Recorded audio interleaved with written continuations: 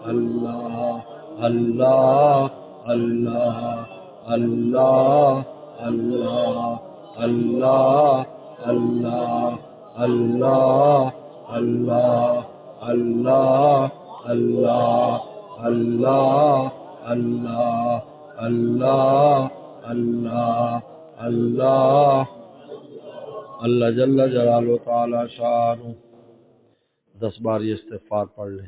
رب اغفر وارحم وانت خیر الراحمین رب اغفر وارحم وانت خیر الراحمین رب اغفر وارحم وانت خیر الراحمین رب اغفر وارحم وانت خیر الراحمین رب اغفر وارحم وانت خیر الراحمین رب اغفر وارحم وانت خیر الراحمین رب اغفر وارحم وانت خیر الراحمین رب اغفر وارحم وانت خیر الراحمین.